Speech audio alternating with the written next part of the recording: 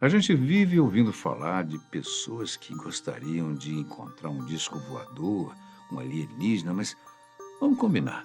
O que você faria se pudesse conversar com um ser superior sobre a origem do universo e da humanidade? Olha só, nos anos 80, três pessoas sentaram numa sala comum nos Estados Unidos, ligaram um gravador e começaram a conversar com algo que dizia não ser humano. Essa entidade não se apresentava como um espírito, um anjo ou o próprio Deus. Ela dizia algo mais específico e perturbador. Eu sou Ra. Não estamos falando de Ra, o deus do sol egípcio e a principal divindade daquela religião. Não. De acordo com essas pessoas, Ra não era humano, ele não tinha um corpo físico e afirmava vir de uma civilização extraterrestre avançada, ali, cara a cara. Tudo que ele dizia foi transcrito num livro chamado A Lei do Um. Mas como podemos levar a sério um contato alienígena sem nenhuma prova física? É exatamente esse mistério e a filosofia perturbadora que veio com ele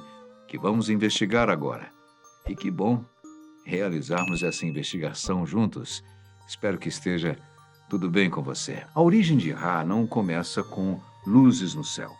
Na verdade, começa numa sala comum com um gravador ligado, um caderno e três pessoas convencidas que estavam prestes a falar com algo que não pertencia a esse mundo. No início da década de 1980, em Louisville, no Kentucky, um pequeno grupo dedicado à pesquisa espiritual e metafísica iniciou uma série de experimentos de canalização. Canalização espiritual é um processo de comunicação energético e espiritual no qual uma pessoa recebe informações de uma fonte não humana e física que está em outros planos espirituais. Ela pode ocorrer por meio de transe, escrita automática ou comunicação verbal induzida. O grupo americano era composto por Don Elkins, um físico e engenheiro com experiência prévia em projetos relacionados à NASA. Carla Rueckert, que era quem entrava no estado de transe profundo e servia como canal. E Jim McCarthy atuava como observador, gravador e gerente técnico das gravações. Tudo o que se sabe sobre Ra foi descoberto a partir de gravações de áudio feitas ao longo de vários anos. O grupo não estava inicialmente buscando Ra. O objetivo deles era estabelecer contato com qualquer fonte que pudesse fornecer informações sobre a origem da humanidade e a natureza do universo. Numa dessas sessões iniciais, a entidade que respondeu identificou-se com uma frase que jamais seria esquecida.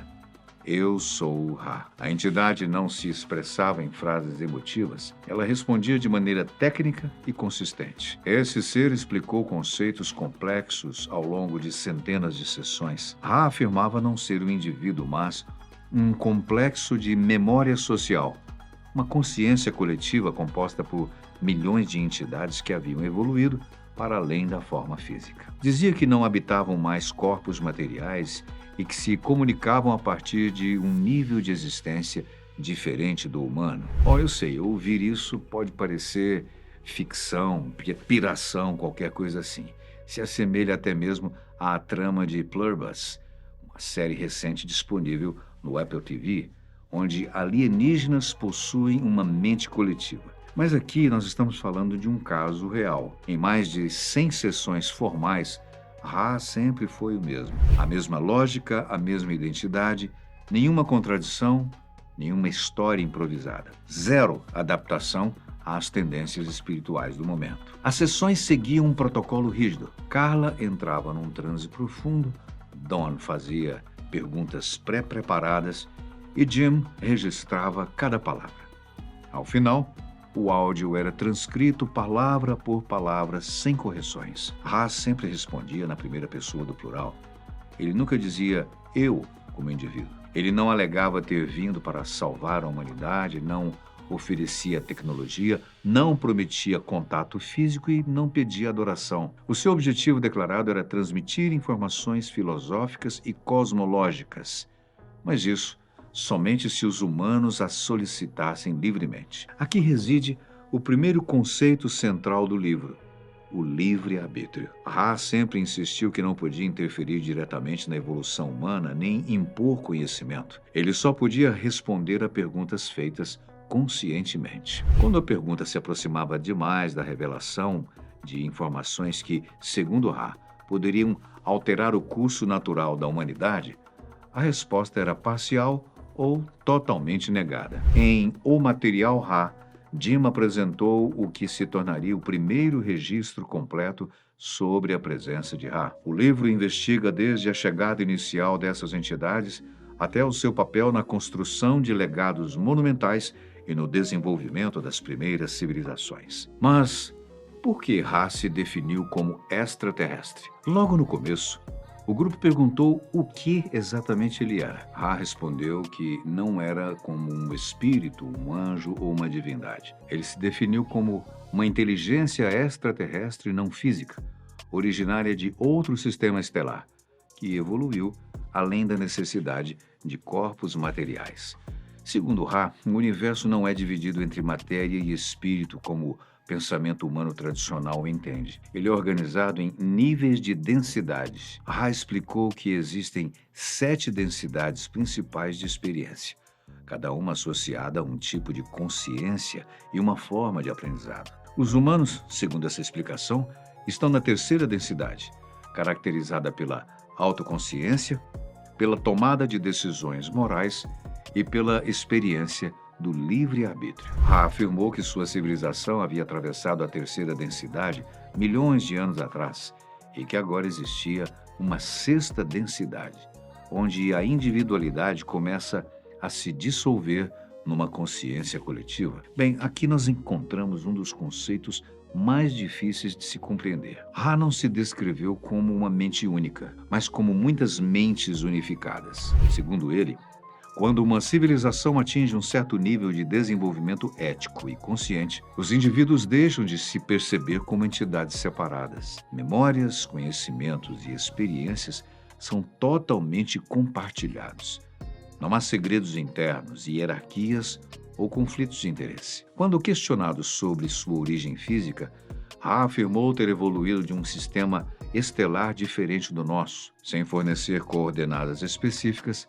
Esclareceu que a localização exata era irrelevante, pois a sua forma atual não estava mais ligada a nenhum planeta ou corpo celeste. Esse ponto é importante porque rompe com a narrativa clássica de extraterrestres com naves espaciais e tecnologia visível. Contudo, algo que ele falou chocou os pesquisadores. Ra afirmou que a sua civilização interagiu com a Terra no passado, quando ainda existia uma forma física. Em suas próprias palavras, esse contato ocorreu principalmente no Egito Antigo. Segundo ele, há milhares de anos, sua espécie tentou ajudar a humanidade a compreender a unidade do universo e a natureza da consciência. Para isso, teriam colaborado indiretamente na construção de estruturas e na transmissão de conhecimento simbólico. Assim, eles não teriam construído as pirâmides diretamente, mas inspirado seus princípios geométricos e espirituais. Porém,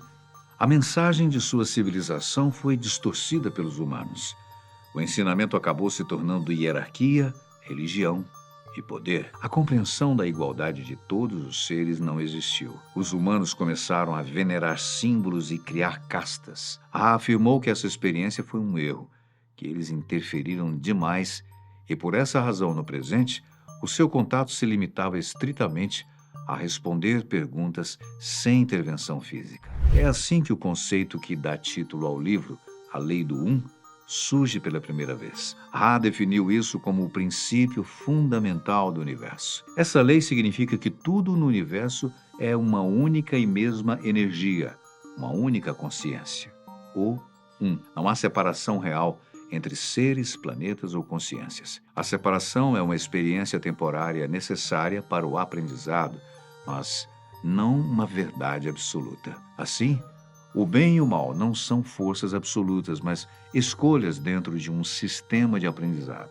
Segundo Ra, cada entidade, em cada densidade, escolhe como se relacionar com as outras, seja servindo aos outros ou servindo a si mesma. Até mesmo civilizações negativas, egoístas ou dominadoras têm um lugar no esquema universal, porque elas também estão aprendendo. Ao longo das sessões, Ra evitou consistentemente afirmações absolutas. Isso foi o que fez todo o material sobreviver por tanto tempo. Não exige crença, não impõe fé e nem promete salvação. Simplesmente apresenta um modelo que pode ser estranho, complexo e bem desconfortável para muitas visões religiosas conservadoras. Ra já havia afirmado ser extraterrestre, uma consciência coletiva e até interferência antiga na Terra.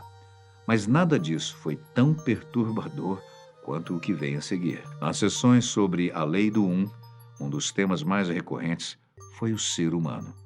Não como espécie biológica, mas como consciência em treinamento. Ra foi muito claro desde o início sobre um ponto. A humanidade não é um acidente, um experimento fracassado, mas também não é uma civilização avançada. Em suas palavras, somos uma espécie passando por um exame evolutivo completo. Segundo Ra, antes de nascer, cada consciência escolhe viver uma experiência na chamada terceira densidade.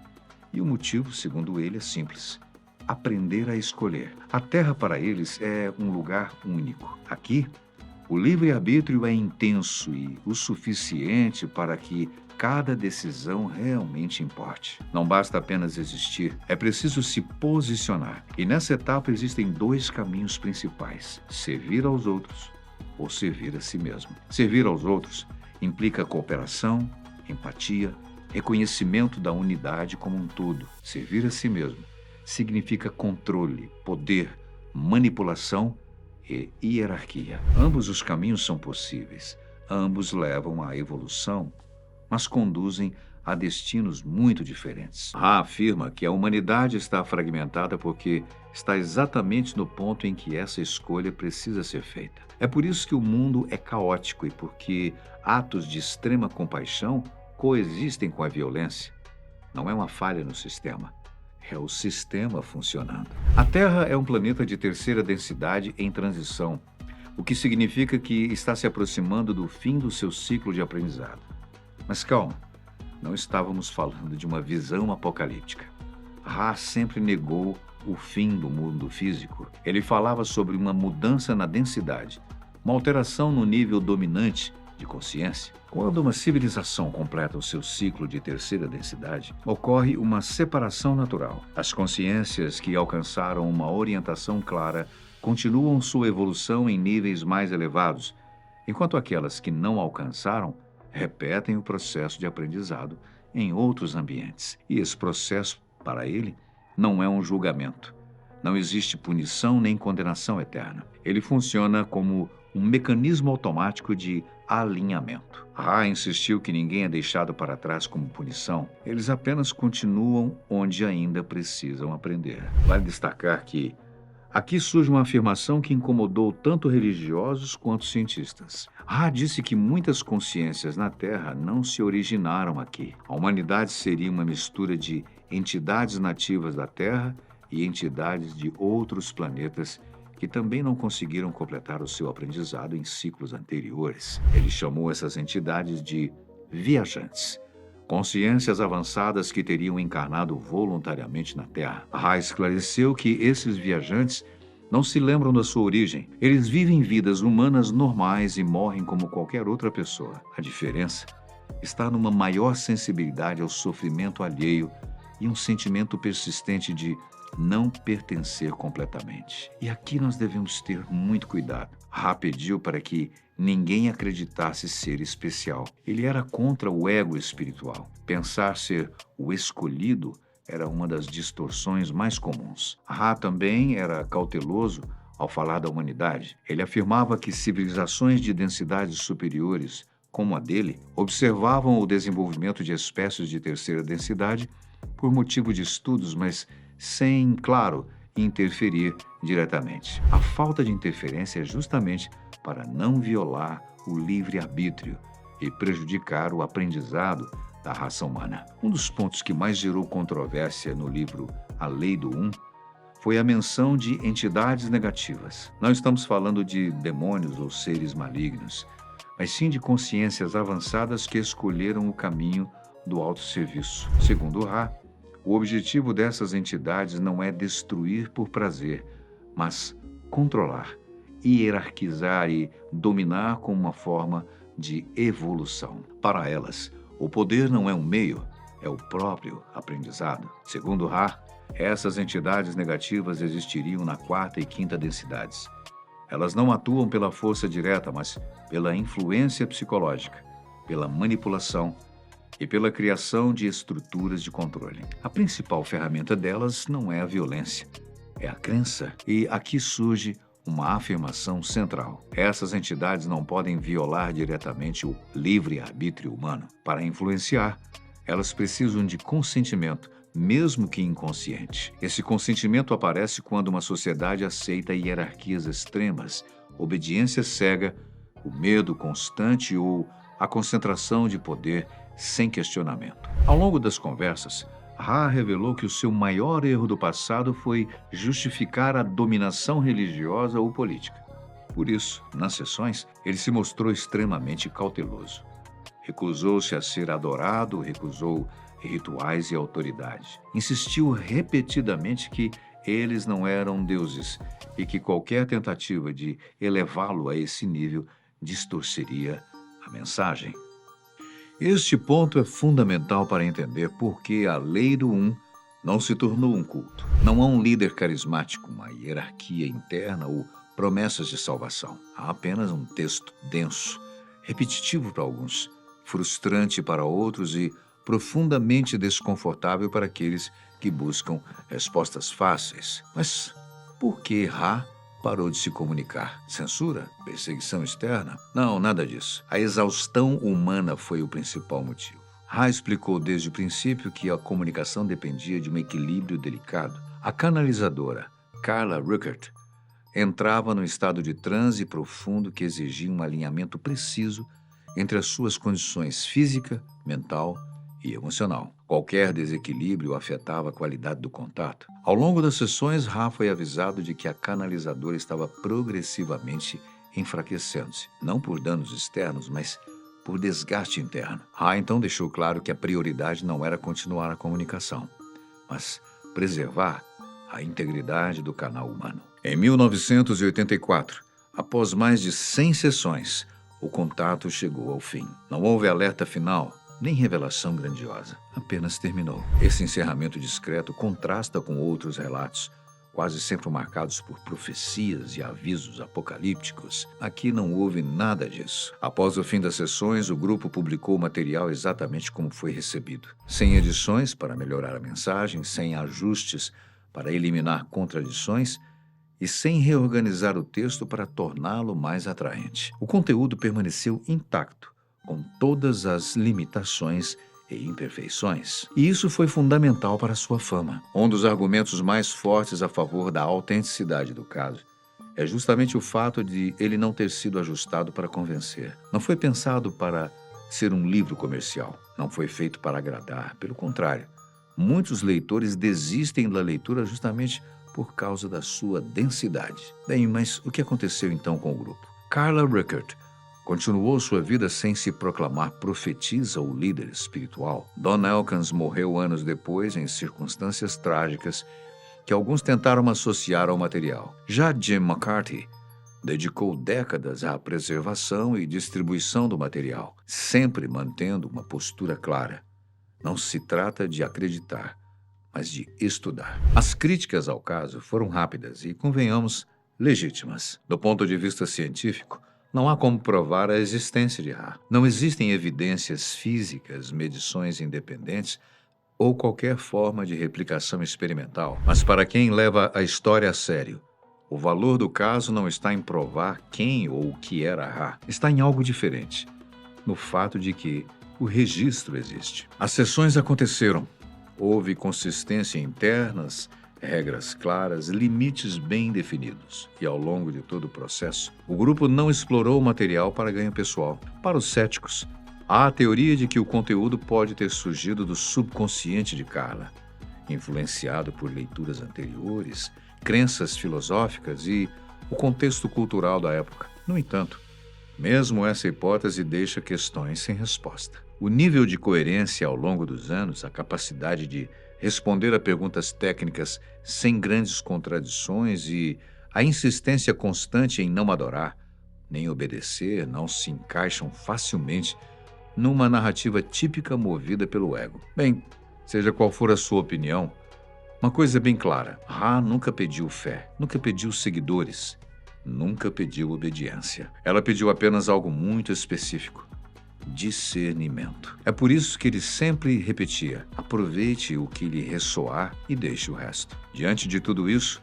a pergunta final não é se Ra era real, mas o que fazemos com as ideias que ficaram? Se a humanidade realmente vive um ciclo de aprendizado baseado em escolhas, livre-arbítrio e responsabilidade, então cada ação carrega mais peso do que imaginamos. Se servir ao outro ou servir a si mesmo molda não apenas sociedades, mas o próprio rumo da consciência. Talvez o desconforto desse material seja intencional. Não é para te convencer, mas para te provocar. Então, fica a questão: estamos dispostos a examinar as nossas escolhas com honestidade? Ou preferimos respostas prontas que nos poupem do trabalho de escolher sob o risco de graves consequências? Deixamos essa reflexão e o agradecimento pela sua companhia especial. A gente se vê num próximo vídeo.